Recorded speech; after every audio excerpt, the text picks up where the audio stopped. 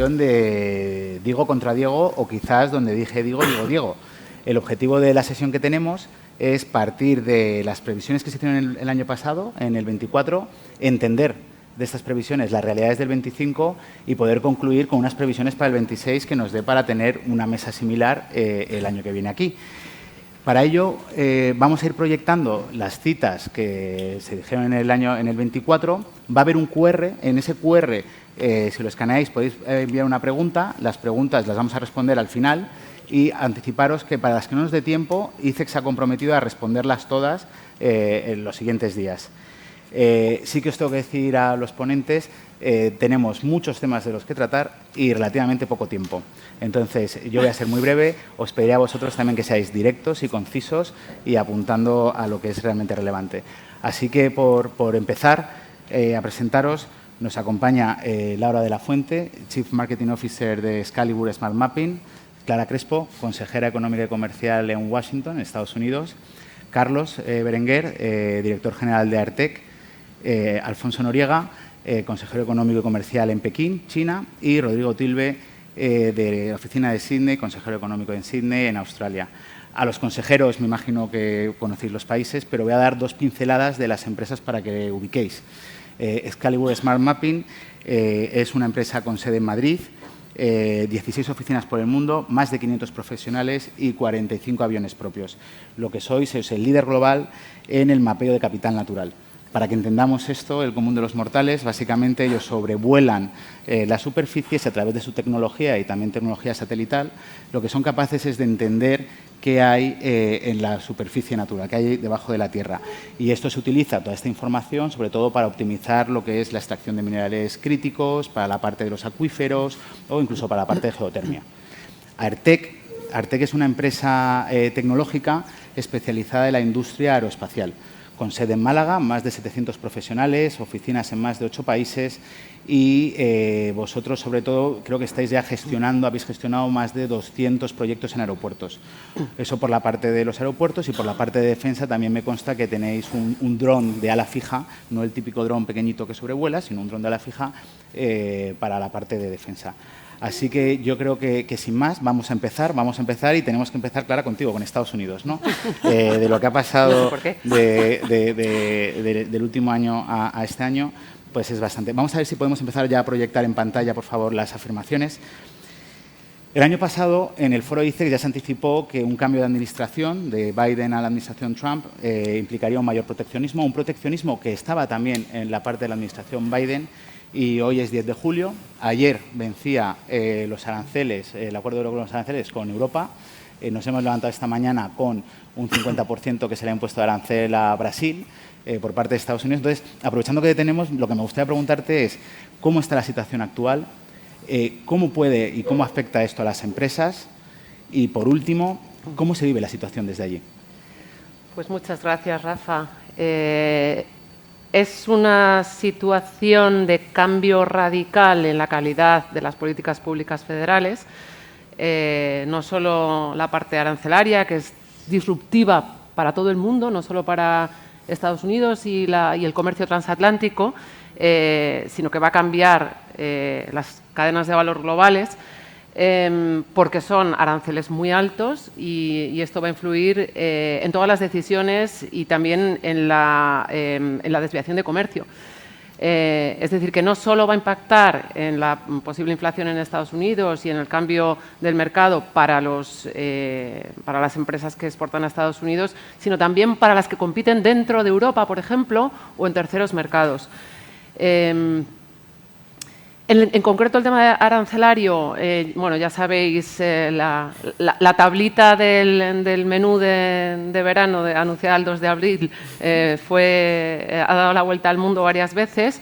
Luego se ha generado muchísima incertidumbre sobre la pausa, la no pausa, ahora pongo aranceles aquí, ahora los quito de allá. Es lo que llaman en Estados Unidos el taco trade, que les sonará a algunos, que es el Trump always chickens out on tariffs, o sea, que Trump se echa atrás por esta política habitual, que sucede sobre todo en los aranceles, pero también en muchas otras cosas, que es amenazo, echo para atrás, amenazo, echo para atrás. Ahora parece que pues, con la emisión de todas estas cartas que fijan el 1 de agosto para el comienzo de los aranceles que se han ido imponiendo, que ha decidido ir imponiendo a los países. En el caso de la Unión Europea todavía no hemos recibido la carta, se está negociando todavía. Ya es una política, la política arancelaria es de la Comisión Europea en general lo que se puede esperar es un aumento de los aranceles y que además genere cierta desigualdad en el trato. No sé si quieres que entre en otros temas. Tú mandas. Yo estoy mirando el reloj. Un minuto más. Pues sí que me gustaría destacar que, aunque se habla mucho de los aranceles, hay un aumento de los riesgos en general, en el resto de los temas. O sea, en la política fiscal se ha aprobado una ley extraordinariamente regresiva y que además va a aumentar muchísimo la deuda pública a lo largo de los próximos años y esto va a generar a su vez un riesgo monetario e inflacionario. Además amenaza con cambiar al presidente de la Reserva Federal antes de tiempo. Esto no lo puede hacer, pero puede poner a un presidente sombra. El retroceso enorme en la política climática y de transición verde va a generar en el mundo entero un aumento de los fenómenos climáticos extremos, como se ha visto pues, ahora en Texas. Hay también riesgos financieros importantes con la regulación de los criptoactivos y stablecoins y con la desregulación de los requisitos de capital en el sector bancario. En fin, en conjunto, yo creo que las empresas siempre hablan, y os vamos a escuchar a vosotros, pero de la incertidumbre y se puede aterrizar en una serie de riesgos que se han generalizado y se han incrementado. Perfecto. Pues luego volveremos también, seguiremos hablando un poco de Estados Unidos. Ahora me gustaría hablar, cuando hablamos de los aranceles y de la exportación, hay un dato que no es tan obvio, ¿no? O sea, Europa tiene superávit comercial frente a Estados Unidos respecto a lo que son la balanza comercial de bienes, pero lo que es la parte de los servicios, es Estados Unidos la que tiene superávit con Europa. Entonces, muchas veces está esa afirmación, ¿no?, que parece que la exportación de servicios vuela un poco debajo del radar, ¿no?, en cuanto a los aranceles. Y aprovechando que tenemos dos empresas de servicios que el ministro en su intervención anterior ha comentado la exportación de servicios, me gustaría escuchar vuestra opinión respecto a esa afirmación y dos empresas tan globales, ¿cómo lo vivís en un mercado global, lo que son la exportación de servicios volando un poco debajo del radar de toda esta guerra comercial? Si quieres, Carlos. Ok. Bueno, en primer lugar, agradeceros la invitación. Para mí es un placer compartir estos minutos con todos ustedes. Nosotros llevamos más de 20 años desarrollando proyectos de consultoría e ingeniería aeroportuaria por todo el mundo. Aproximadamente el 70% del negocio de mi división está fuera de España. Somos unas 210 personas con unos ingresos aproximados de 20 millones de euros al año en mi división. Nuestros mercados típicos son Medio Oriente, incluyendo Emiratos Árabes, Arabia, Jordania y quizá Libia. Latinoamérica con Colombia y Perú y Europa, ¿vale? Entonces, mi experiencia, nuestra experiencia en el mundo de las retenciones, aranceles, tasas, es que, por ejemplo, bueno, el análisis hay que hacerlo país a país. En Medio Oriente lo típico es que encontremos un withholding tax de un 5%, que además normalmente es recuperable vía impuesto de sociedades. En Colombia esa retención asciende hasta casi el 10%, dependiendo del servicio. En Perú encontramos dos niveles, 15% y 30% de retenciones, en función de si es consultoría o es asistencia técnica, que ahí hay una discusión fuerte en cuanto a qué es cada servicio. En Brasil encontramos un 30% de retenciones, que muchas veces no es recuperable vía impuestos de sociedades, aunque tengas una filial. En Filipinas no hay retenciones. En la India es un 20%. O sea, al final lo que tenemos que hacer es definir una estrategia que nos haga eficientes desde un punto de vista financiero, para poder funcionar. En Europa no tenemos esa situación, pero eso tampoco significa que sea gratis ofertar fuera de España. Al final hay una inversión necesaria para poder superar toda la burocracia que implica ofertar en otros países, aunque sea dentro de la Unión, y sobre todo cuando son ofertas públicas. Y me gustaría terminar esta primera intervención indicando que mi experiencia de los últimos 22 años en el mundo aeroportuario internacional es que la calidad del servicio que proporcionan nuestros ingenieros a nivel consultoría e ingeniería, y me refiero a los españoles, es de primerísimo nivel en el mundo. No tenemos que envidiarle nada a los estadounidenses, británicos, franceses o libaneses, y mi experiencia es que el feedback que recibimos de los clientes es muy bueno por nuestra capacidad de trabajo y por nuestra flexibilidad para ayudarles a resolver sus problemas. Coincido 100% con tu afirmación. Laura, vuestra experiencia, que vosotros también cubrís otra parte geográfica del mundo. Sí, me sumo a mis compañeros para dar las gracias, sobre todo por Diego contra Diego. El año pasado estuvo aquí mi jefe, el CEO Andrés Blanco. Espero que el Diego no sea yo, porque si no a lo mejor me tengo que despedir de todos vosotros y de la empresa. Yo tengo que comentar que los servicios, es verdad que las empresas de servicios estamos un poco más protegidas de este menú, de esta carta, ¿no? Parece que no se ha comunicado de una forma tan exhaustiva. Nosotros somos una empresa de datos, somos una empresa de servicios tecnológicos. Gozamos con una serie de libertades, porque seguimos afectados por estos gravámenes sobre materias primas, pero sí que es cierto que empresas globales, a nosotros nos pasa lo mismo. Nosotros operamos en los 5 continentes, tenemos empresas en todo el mundo, 16 empresas, como has comentado tú, laboratorios estratégicamente situados, Palo Alto, pero también en África, lo tenemos en Ottawa, en Canadá, los tenemos en Australia. Esto hace mitigar un poco el efecto, y es verdad que en cada uno de los países, Brasil es un país muy complejo, pero cada uno tiene sus complejidades, pero hay vida más allá de Estados Unidos, ¿no?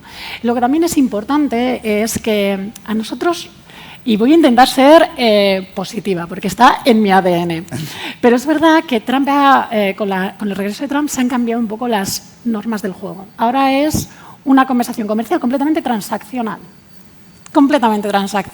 Y nosotros somos una empresa de datos. Nosotros le damos a los gobiernos y a los países datos sobre su capital natural, sobre los minerales críticos. Les permitimos ir a la mesa de negociación con un dato informado, con una soberanía de la información, lo cual para nosotros es una ventaja, nos ha abierto una oportunidad, porque empiezan a tener mucho sentido. No quiero abrir una caja de Pandora aquí, pero China con las tierras raras y Estados Unidos están teniendo conversaciones diferentes al margen de esos aranceles que les dan, porque China tiene una capacidad de negociación enorme gracias a las tierras raras, porque son importantísimas para la defensa. No hay que hablar de la defensa también, así os hago un guiño a todos y abro este abanico, ¿no? Y hay una cosa también importante, más allá de que es más transaccional. Soy de marketing, o sea que la palabra incertidumbre la tengo que utilizar como keyword clave de este foro, que cuando estuvimos en Davos, creo que en enero, en Davos empezó esta palabra clave y nos ha perseguido. Y hemos cambiado la resiliencia del COVID por la incertidumbre de Trump, ¿no? Y lo que sí que es muy importante, y vuelvo a decir lo mismo, y es que en una época de incertidumbre, las empresas de bienes, también las de servicios, pero están sobredimensionándose y están incluso teniendo gastos operativos, que esto es muy importante, contra el EBITDA a corto plazo, no a largo plazo, debido a que estamos anticipándonos ante un plan B, plan C. Yo lo veo desde la perspectiva más de comunicación, pero lo estoy viendo en mi estructura de empresa. Pero los servicios y los que somos datos tenemos menos impactos que los que tienen bienes, que están cambiando las distribuciones, intentando buscar otras vías con gastos operativos de planes que a lo mejor nunca existen. Entonces, la incertidumbre es incluso peor que la resiliencia, porque no te tienes que adaptar. O sea, tienes que plantear en escenarios, lo cual afecta directamente a la empresa. Me parecen unas reflexiones muy interesantes, que además le vamos a seguir dando continuidad a varias de las cosas que has comentado. Pero ahora sí, vamos así, porque insisto, han pasado tantas cosas en este último año que ahora tenemos que hablar de China. Alfonso, tú ya eras consejero económico en China el año pasado y voy a leer literalmente lo que dijiste. China es un país ineludible con el cual debemos aprender tanto a competir como a cooperar. Esta frase sigue siendo válida y entender sobre todo tu visión de las implicaciones que pueda tener lo que nos ha comentado Clara para el resto de las empresas españolas por los aranceles de Trump. Muy bien, pues muchas gracias. Laura me ha tirado ahí el guante, que me recuerda al ring del año pasado, donde China salió bastante magullada, ¿eh? Pero bueno, aquí seguimos en pie. Y bueno, ¿qué puedo decir? Pues que sí, o sea, los hechos yo creo que han mostrado, ¿no?, que realmente China es muy relevante.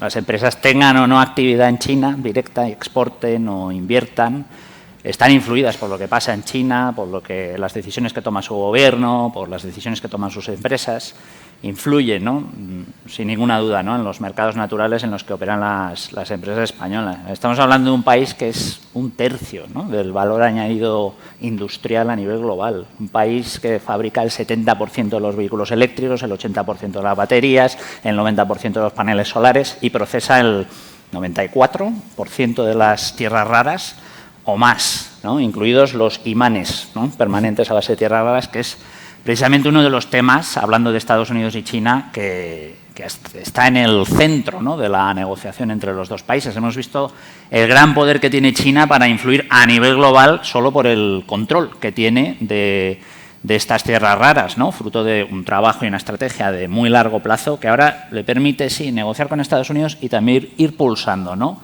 a otros países y el impacto que eso puede tener. Seguramente podemos hablar de eso con más detalle después, pero es verdad que también otro de los temas que probablemente preocupen a las empresas es la desviación del comercio.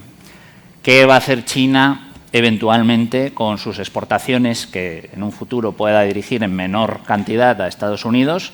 ¿Las va a redirigir hacia otros mercados? ¿Va a haber disrupción en mercados en los que están las empresas españolas? Tenemos que ver, porque estamos en un entorno de cambios sucesivos y no sabemos cuál va a ser el escenario final, ¿no? Pero lo que desde luego sí podemos ver son las cifras más inmediatas, ¿no? Y por ahora sí que es verdad que ha habido un descenso, ¿no?, en el mes de abril y mayo de las exportaciones chinas a Estados Unidos. En mayo, de hecho, yo creo que ha alcanzado casi más del 30%, ¿no?, de caída, mientras que ha aumentado la exportación hacia otros países. Ha aumentado mucho hacia el sudeste asiático, Tailandia, Malasia, Indonesia, Vietnam. Y hemos visto, precisamente porque muchos de estos países pues también ejercen ese papel como intermedio y de transformación de producto para seguir accediendo a terceros mercados, entre ellos Estados Unidos. Y hemos visto el acuerdo Estados Unidos-Vietnam, donde hay una referencia específica, ¿no?, a esa labor de transformación que llevan a cabo empresas chinas en Vietnam para acceder al mercado estadounidense. En Europa ha aumentado la exportación china. Es verdad que no mucho, o sea, bueno, ha aumentado a un 8% en abril, un poquito más en el mes de mayo, ha aumentado mucho a Alemania, a España no tanto, y lo que sí percibimos es que es aumento de exportaciones en sectores que ya están muy dominados por China, es decir, LEDs, ¿no?, donde ya tienen un dominio absoluto, pues ha incrementado, ¿no?, el volumen de exportación, han caído los precios. También en otra serie de productos todavía no se ha percibido una gran disrupción, al menos por parte del seguimiento que está haciendo la Comisión Europea, ¿no? Y luego tenemos otra vertiente, que es China como un mercado alternativo, por ejemplo, a Estados Unidos, ¿no? ¿Qué oportunidades puede ofrecer su mercado a nuestras empresas para acceder a una alternativa, ¿no?, a Estados Unidos? Y ahí la verdad es que estamos haciendo un análisis. China es un gran mercado, China puede ofrecer oportunidades en el sector agroalimentario, sin ninguna duda, en el sector de bienes de consumo, está ofreciendo oportunidades ya en el sector de bienes industriales, pero es verdad que es un mercado muy complejo, es un mercado con mucha regulación de acceso, es un mercado donde hay mucha competencia también, no internacional, sino también cada vez más local. Y hablo de bienes de consumo, cosmética, productos que en el pasado han tenido mucho éxito, también procedentes de España y que ahora mismo están teniendo dificultades, ¿no? Pero bueno, en esa parte, sin ninguna duda, nosotros podemos apoyar. Y luego lo último, que yo creo que lo podemos dejar para una siguiente ronda, por supuesto, es la salida de inversión china al exterior. Y qué oportunidades, amenazas, pero qué oportunidades también puede ofrecer a empresas españolas que se puedan sumar a la cadena de suministro, ¿no?, tanto aquí en España como en otros mercados. Vale, pues vamos a dejarla para después. Y, Rodrigo, no te he dejado el último. Rodrigo fue el ganador el año pasado del Ring de los Mercados, ¿vale? Por eso le estamos dejando el último para... Australia fue la ganadora. Bueno, Australia. para que luego puedas hacer un knockout. Pero un segundo, y te pido permiso, Rodrigo, voy a pasar a defensa, ¿vale? El año pasado estaba Escribano, se habló un poco de esas empresas de la defensa, y en este último año también lo que hemos vivido es un incremento, un anuncio de un incremento del gasto en defensa, por dos vertientes. Uno, por nuestra propia seguridad, o sea, incertidumbre que hemos vivido como continente en Europa, y también por tener nuestra propia autonomía. Aprovechando que vosotros estéis en el sector de defensa, me gustaría preguntarte si nos puedes valorar un poco si esto ya está ocurriendo, o sea, si está habiendo ese deal, ese movimiento de dinero a las empresas y, sobre todo, qué cualidades debería tener una empresa ganadora en este sector. Gracias, Rafael. Trabajar para defensa no es fácil, ¿vale? Nosotros llevamos como 10 años invirtiendo en el desarrollo de equipos específicos. En un origen esos equipos tenían un uso dual civil y militar, pero es cierto que desde hace un año o unos meses estamos recibiendo pedidos directos por parte del sector de defensa. Un ejemplo de estos equipos es el Tarsis, que lo has mencionado tú antes. Es un avión de 6 metros de envergadura. Es un RPAS de clase 1, es decir, hasta 150 kilogramos de peso. Es un avión que llega hasta 150 kilómetros de distancia como autonomía. Es un avión que permite tener una carga de pago de 30 kilogramos y que ahora mismo estamos equipando con 4 micromisiles bajo las alas. Otro ejemplo de desarrollo que estamos haciendo para defensa son sistemas guiados de misiles, que además lo acompañamos con un designador láser que se inserta en el Tarsis, en el avión, para fijar los objetivos y conseguir los objetivos que se plantean en la misión, ¿no? Este elemento tiene una ventaja competitiva con respecto a lo que existe en el mercado, pues sobre todo por su reducido tamaño, ¿no? Nosotros, como digo, llevamos muchos años invirtiendo y ahora estamos viendo los frutos de esa inversión. Creo que vamos a tener acceso, y estamos ya teniendo acceso, a proyectos y programas muy amplios que van a provocar un crecimiento importante de la compañía. La inversión en defensa se va a incrementar de forma sustancial en los próximos años, lo sabemos, y eso va a hacer que probablemente cambiemos de escala como compañía, ¿no? En cuanto a volumen, debido a esa situación. Lo difícil o lo complicado en este caso va a ser cómo hacer esa transformación a la velocidad que el Ministerio de Defensa quiere. Es decir, suministrar equipos, lo importante no es el equipo en sí, sino cuántos quieres y cuándo los quieres, ¿no? Esa es la situación. En defensa también trabajamos en bases aéreas militares, haciendo diseño, consultoría, ingeniería, pistas, calles de rodaje, plataformas de estacionamiento, edificios complejos dentro de las bases aéreas, tanto en España como fuera en bases de la OTAN, ¿no? Y, gracias al posicionamiento que hemos tenido en los últimos años, pues cada vez tenemos más acceso a proyectos de ingeniería de ese tipo.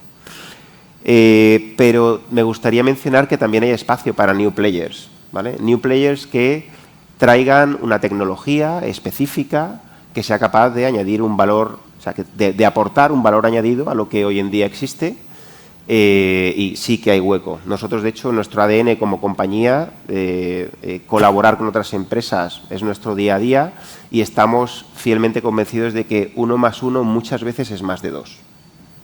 Perfecto. Pues interesante entender que sí que hay oportunidades y que efectivamente están llegando esos proyectos y grandes proyectos. Y ahora sí, Rodrigo, Australia, vamos a hablar. Has comentado, Laura, la parte de los minerales críticos, también lo hemos hablado por ahí. Voy a leer la afirmación que tú dijiste el año pasado.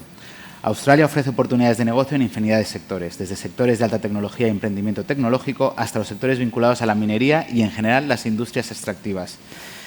¿Qué rol juega Australia con la industria extractiva y los minerales críticos? Muchas gracias, Rafa. Tengo que decir que la incertidumbre también llega a las antípodas, pero aún así me alegro de reafirmarme en esta idea que dije hace un año y la reafirmo y la consolido, y si quieres nos vemos en 2026 y seguramente la vuelve a reafirmar todavía, ¿no?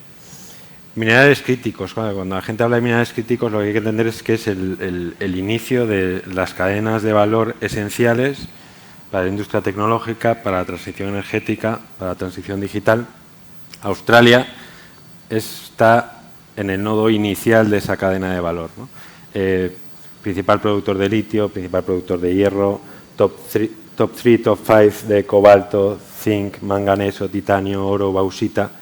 Es decir, es un actor clave para toda la cadena de valor que hay integrada posteriormente.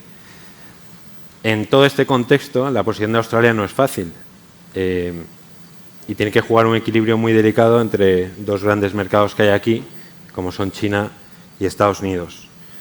China es su principal socio comercial, su principal demandante de estas materias primas, ya que Australia no tiene capacidad de procesamiento ni la va a tener a corto y a medio plazo, a pesar de los esfuerzos que está haciendo, con lo cual el desarrollo y su industria extractiva no se entiende sin China, pero al mismo tiempo con una sensibilidad geopolítica y geoestratégica de seguridad y defensa que la ha llevado a reforzar las alianzas con Estados Unidos, con Japón y, bueno, y en menor medida también con la Unión Europea. En todo este contexto, una cosa que he reflexionado a lo largo de los 2 últimos años que he estado en el destino es cuando uno ve el mapa mundi, está acostumbrado a ver el mapa mundi y aparece Europa en el centro, cuando uno investiga, se reconoce que eso es una convención cartográfica, histórica y cultural, pero que desafortunadamente quizás para nosotros, para España, para Europa, el centro del futuro tecnológico, energético, etcétera, etcétera, en todos los sectores que son muy, muy relevantes para nosotros, se juega en la región del Indo-Pacífico, entre el equilibrio que he mencionado entre China y Estados Unidos. Y ahí, afortunadamente, me está tocando vivir una experiencia muy, muy buena desde Australia, viendo todo ese panorama, ¿no? Perfecto. Y como nos has hablado muy centrado en Australia y en minerales críticos, vosotros sí que tenéis una visión global. Laura, ¿cómo vemos qué nos puedes transmitir, ¿no? a nivel global de los minerales críticos? ¿Cómo está el panorama? Pues súper interesantes las reflexiones que están saliendo, porque para mí hay una paradoja. Por un lado, estamos reconociendo la necesidad de los minerales críticos, pero cada vez es más difícil asegurar. Yo creo que durante esta transición energética y esta transición digital, las grandes potencias, que lo estamos viendo aquí, las grandes potencias tienen claro que dependen de estos minerales para su autonomía, tanto en industrial, tecnológica y geopolítica.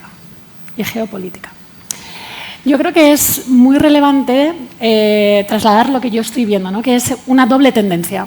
Hay una doble tendencia de los países, a mí no me gusta decir en vías de desarrollo, no sé si es porque es comunicación, en los países emergentes, me gusta más. Los países emergentes ahora mismo tienen una actitud muy proteccionista, están utilizando políticas soberanas para ese control de materias primas, porque estamos hablando de la cadena de valor, pero en los minerales críticos están muy acotados geográficamente en países menos desarrollados, y no estamos hablando de los países desarrollados porque no están en las primeras fronteras en la cadena de valor. Excalibur, dentro de su esencia, quiere eso, ¿no? Quiere dotarles de datos para que tengan esa soberanía informativa y que puedan estar en las negociaciones desde el principio escogiendo quiénes son los inversores y estos players para evitar problemas que ha habido en el pasado de la entrada de China, como entró China en África. Eso es importante. Y me encanta el matiz que hemos hecho de los minerales críticos, porque en el listado de minerales críticos, por ejemplo, no está el copper, perdonad, que estoy hablando en inglés, el cobre de Copperbelt, que está en Zambia, DRC, que es un sitio donde nosotros trabajamos muchísimo, pero sin embargo en Estados Unidos sí, porque ofende mucho de la defensa. Sí es un material estratégico que es diferente a un listado de minerales críticos de la Unión Europea. Esto es importante matizarlo. Lo que sí que es importante decir, nosotros ahora mismo estamos mapeando Zambia, ¿vale? Todo Zambia. Podemos decir que los datos que vamos a obtener, debido a las nuevas tecnologías, van a ser de mayor calidad que los de Australia, que es nuestro referente. ¿Por qué? Por las dimensiones. Obviamente nosotros volamos en línea y entonces las distancias son menores, la calidad del dato va a ser mejor. Y es importante que ellos tengan esos data centers. La otra tendencia, pues los países más desarrollados, que también son más proteccionistas sus políticas. ¿Por qué? Porque lo que quieren es depender menos de China. En el caso de Europa o en el caso de Estados Unidos lo estamos viendo en el informe Letta, lo estamos viendo en la última brújula de competencia, que hablan de la burocracia, que desde empresas como las nuestras, que es de lo que nos quejamos, es las subvenciones a minerales críticos están ahí. El crecimiento exponencial de Excalibur es obvio. Pero la burocracia, hasta que llegan estas subvenciones, las limitaciones, tiene que ser muchísimo más ágil, porque si no, no vamos a cumplir el Critical Raw Materials Act y el Acuerdo de París. Es imposible. Que es el mismo problema que tenemos nosotros y que tienen ellos, ¿no? Entonces, estas dos, para empresas como Excalibur, las más pequeñas que son, y además estoy viendo una cita de Andrés Blanco que habla de la tecnología, pues efectivamente es una oportunidad para las pequeñas empresas, tecnología, data, etcétera. Esto es un gran potencial porque nosotros estamos dotando a estos países para que entren desde el inicio de la cadena de valor. Pues penúltima pregunta, para que nos dé tiempo a responder a vuestras respuestas, y además lo habéis ido anticipando. Lo decías, Rodrigo, ¿no? Un poco en relación al equilibrio que hay que mantener entre Estados Unidos y China, y tú decías sobre los países emergentes que están. Cuando hubo el Liberation Day, creo que una de las primeras respuestas que más dolió a Estados Unidos fue que China limitó el acceso a ciertos... El 4 de abril. Limitó el acceso a ciertos materiales críticos a Estados Unidos, y eso le dolió bastante. ¿Cómo está ahora y qué podemos esperar? Pero muy breve. China, Estados Unidos, os dejo a vosotros. Clara, dale. Pues efectivamente, aunque Trump dice por activa y por pasiva que lo que le preocupa es el déficit comercial en bienes, que no en servicios, en el que tiene superávit con respecto a la Unión Europea, y eso no le preocupa, en realidad lo que se ha visto es que hay una diferencia entre la retórica y la realidad. En realidad, lo que le ha hecho ponerse a negociar con China es que el 4 de abril, 2 días después del Liberation Day, China cerró el grifo de tierras raras. Y entonces siguieron diciendo, sí, pues ahora yo 100 no sé cuánto, ahora tal, llegamos a 145, cierre total del comercio. Pero cuando se fueron a sentar a Suiza y luego a Londres, por los minerales críticos. Y el resultado ha sido, se han estabilizado los aranceles de Estados Unidos hacia China en el 30%, pero bueno, que de todas maneras es un aumento muy grande de los aranceles y que va a tener un efecto en la inflación en los próximos meses.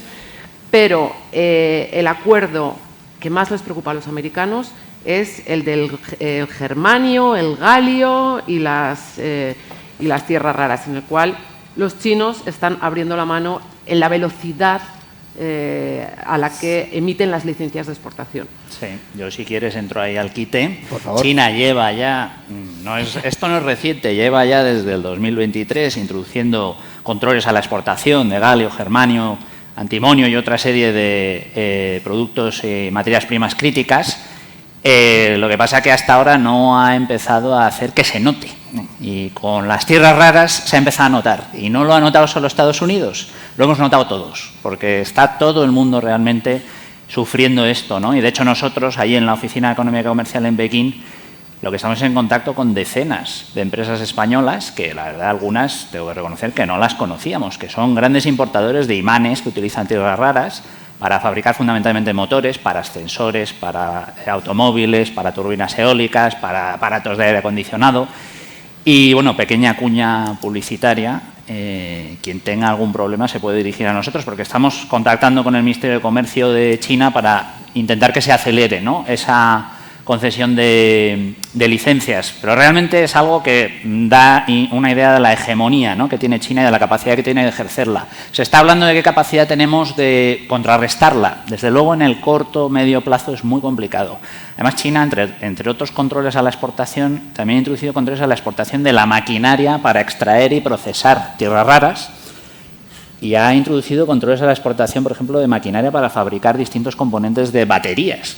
O sea que al final tiene también un control sobre la tecnología necesaria para el desarrollo de determinados sectores que son muy relevantes para nuestro futuro, ¿no? Y la capacidad que tenemos realmente de contrarrestar esto es limitada en el corto o medio plazo. Además, hay muchas decisiones de costes financieros, impacto medioambiental, porque no neguemos, la extracción y proceso de tierras raras es muy contaminante y es, entre otros motivos, por eso se ha concentrado en parte en China. Y por China pues, tiene una visión, ¿no?, de muy largo plazo que le ha llevado a estar en esta posición de cierta hegemonía que tiene hoy en día. ¿Cómo podemos contrarrestar esto? Pues en determinados ámbitos yo creo que es posible, no tanto a lo mejor en materias primas críticas, pero sí en otros ámbitos. Y si luego hay otra ronda, me gustaría profundizar más. Pues vamos a pasar a esa última ronda, esa última pregunta. Esta pregunta es solo para los consejeros. Vamos a empezar por Rodrigo, ¿vale? Vamos a empezar por Australia. Y es perspectivas del 26. ¿Qué podemos esperar en cada uno de vuestros mercados? ¿Cómo puede impactar eso a las empresas?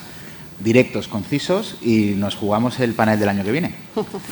Muy fácil. Elecciones en mayo de 2025 ha habido en Australia, ha repetido el gobierno actual. Creo que es una buena noticia para las empresas españolas por las apuestas que está haciendo ese gobierno en sectores en los cuales las empresas españolas son referentes. Y como decía antes, ¿no? Me reafirmo, un país de 27 millones de habitantes, 30 años creciendo, no va a dejar de hacerlo en los próximos años, salvo que haya un terremoto, como decía antes, en la región del Indo-Pacífico, y con oportunidades para prácticamente todos los sectores. Veo aquí algunas caras conocidas de algunos sectores no tan relacionados a lo mejor con minerales críticos que hemos mencionado mucho en este panel, oportunidades para muchos sectores. Así que perspectivas positivas para el mercado para 2026 y futuro. China, perspectivas. Venga.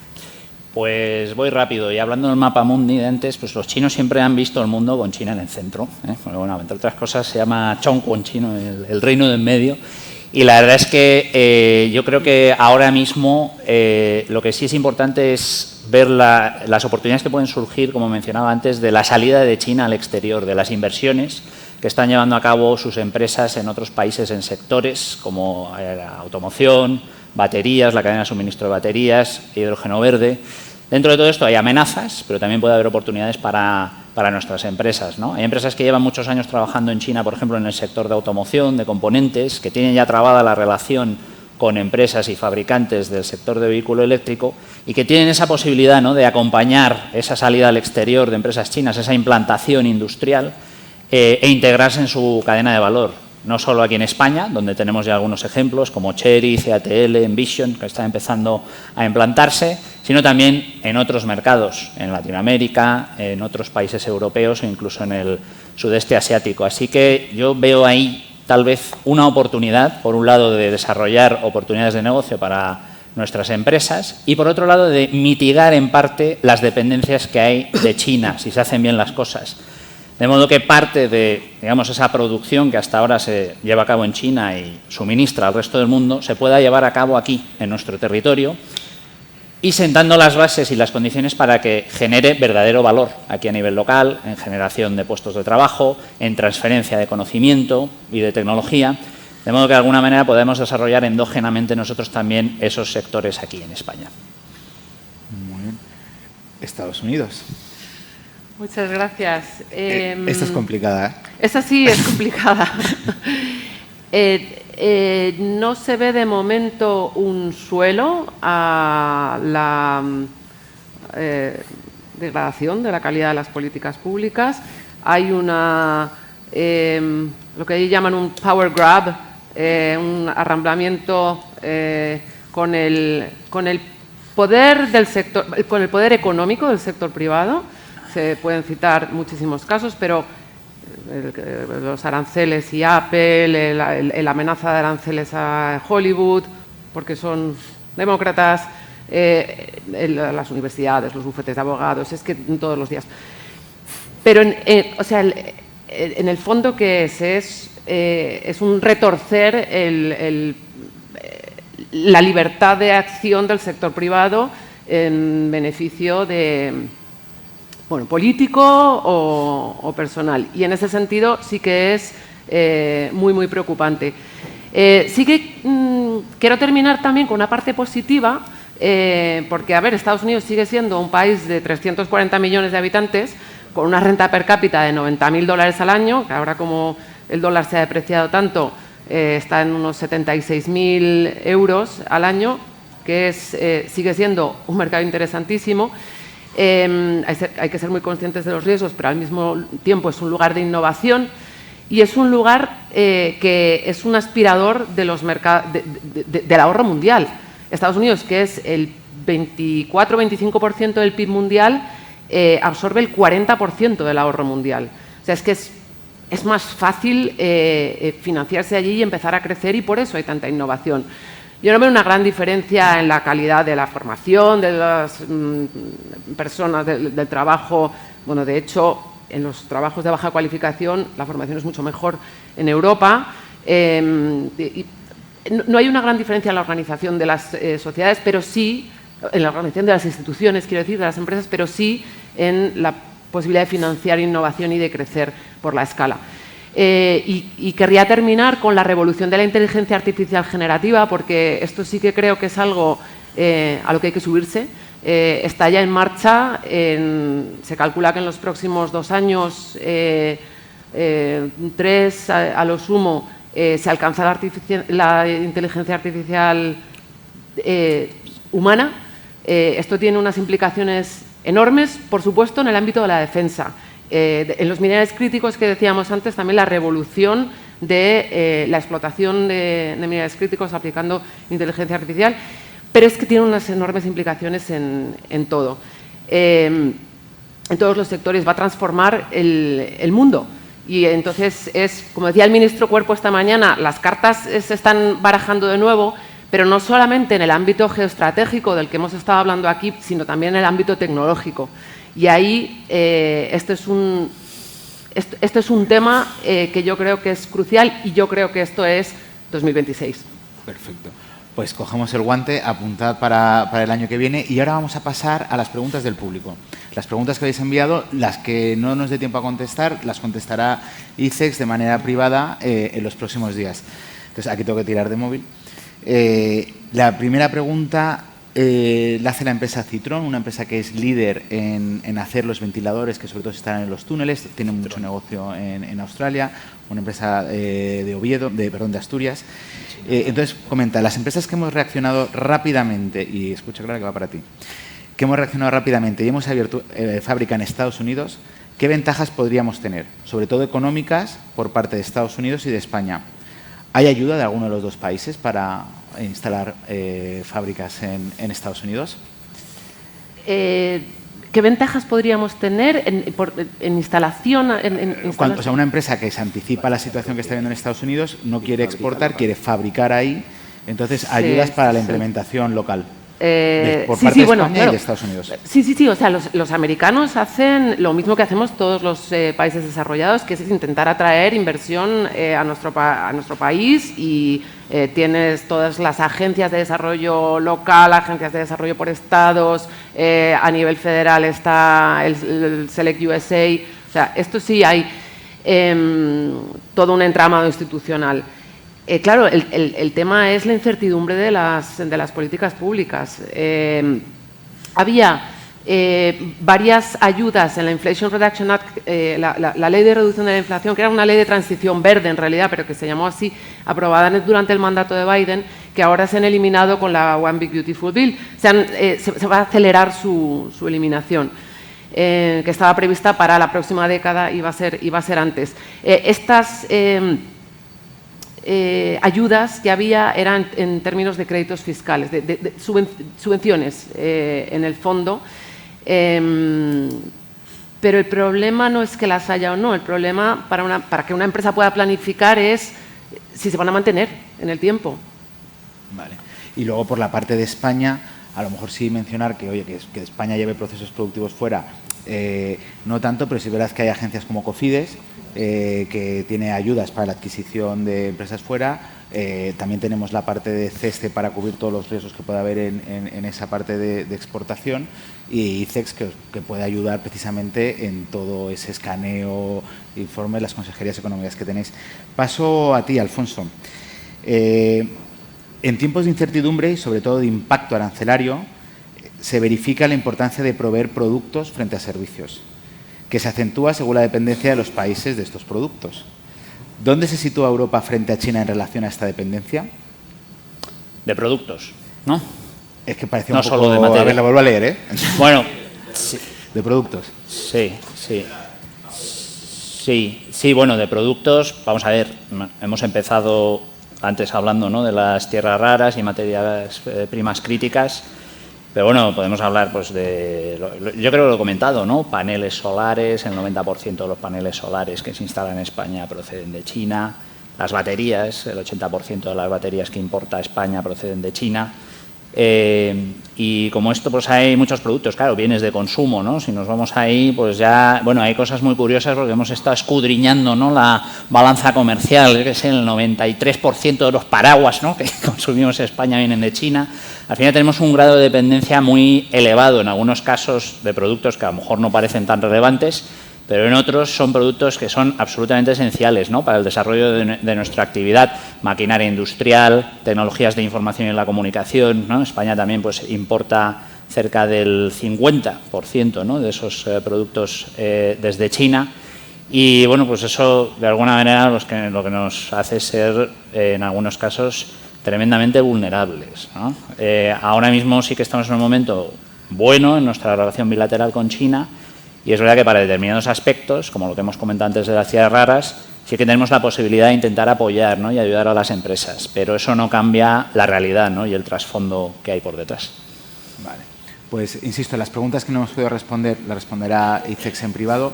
Para acabar, que hemos terminado el tiempo, me gustaría dar las gracias primero a ICEX por organizar este foro, un foro donde no solamente se comparte conocimiento, sino sobre todo que se hace accesible a las empresas el acceso a todos los consejeros de la red de ICEX en el país, y sobre todo felicitar también a ICEX un año muy especial porque es el 50 aniversario de las becas ICEX, que yo creo que todo el mundo conoce a alguien que ha hecho esas becas o se lo ha planteado, o etcétera. Y, como no, muchas gracias a vosotros, a los 5, por compartir este tiempo, vuestro conocimiento con los asistentes, y a los asistentes por asistir. Así que un fuerte aplauso. Muchas gracias. Muchas gracias.